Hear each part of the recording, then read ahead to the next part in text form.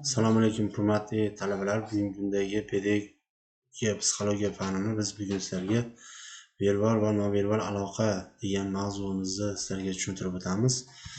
Bu mavzumiz dialog aloqa shakli sifatida va aloqa hamkorlikning tinglash turlari va texnikalarini sizlarga shu mavzu orqali atroflicha gapirib o'tamiz. Verbal va nonverbal aloqa deganda nimani tushunamiz?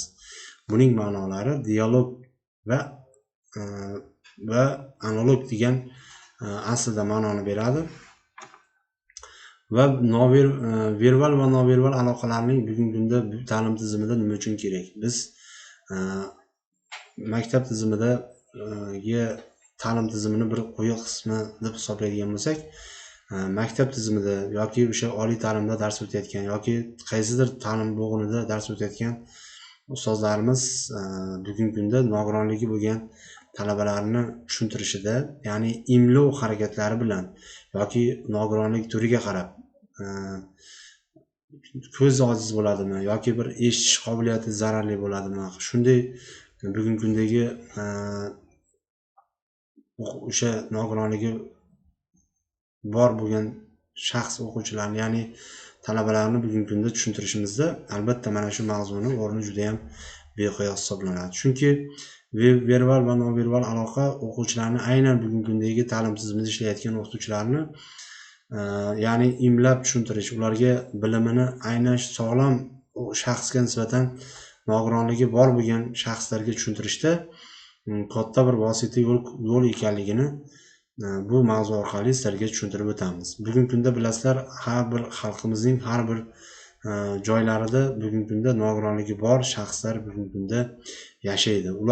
Ularga ham bilim olishga haqli hisoblanadi. Shuning uchun har bir professor o'qituvchilar bugungi kunda ular bilan ishlashi, dars o'tishi, masofadanmi yoki borib ularga har bir mavzuni o'tishi kerak bo'ladi. Kerak bo'lsa maktab tizimida har bir bolaga borib oilada, uy tarbiyasida shakllanayotgan nogironligi bor talabalarga ustozlarimiz borib raspisiyaga dars tizimi aniqlangan bo'ladi. Borib darsni har bir o'zini fani bo'yicha mutaxassislar borib dars o'tadi.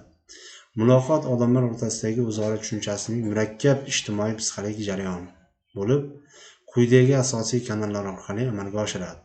Nutq og'zaki lotin so'zidan og'zaki, ya'ni nutqi bo'lmagan,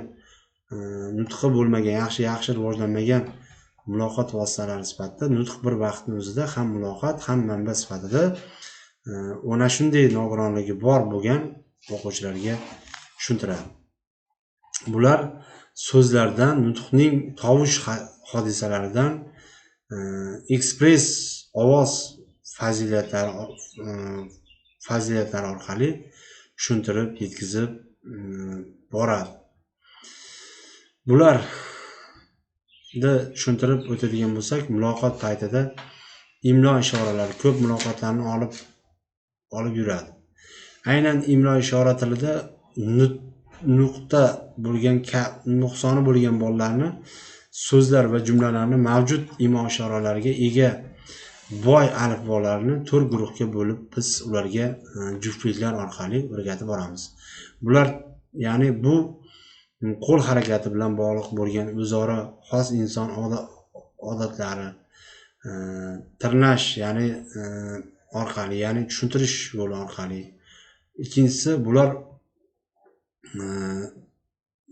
adaptativ, ya'ni adapterlar, ya'ni bular muloqotda so'z yoki iboralarning asl o'rnini bosuvchi vositalar orqali biz darslarda tushuntirib o'tamiz.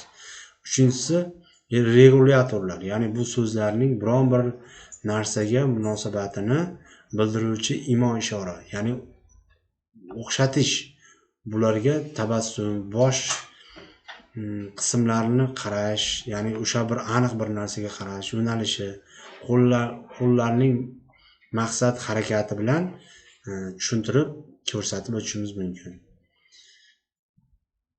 Ikkinchisi, yana bir aloqa, ya'ni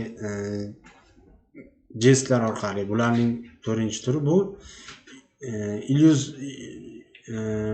illyustratorlar deb aniqlaymiz, aytamiz bular nimalar? Bu aloqa ishoralarining ko'rsatkichlari, barmoq, piktam, ya'ni xayoliy narsalarni bog'laydigan o'ziga xos qo'l harakatlari, ya'ni biron bir narsaga qarashi, ko'rsatishi, tushuntirishi, imlashi, ya'ni harakatlarining qo'l imlolari orqali o'quvchilarga, sizni ayniqsa gapingizni tushunmayotgan o'quvchilarga qo'l orqali tushuntirish, gapirish, ya'ni imlo harakati orqali ularga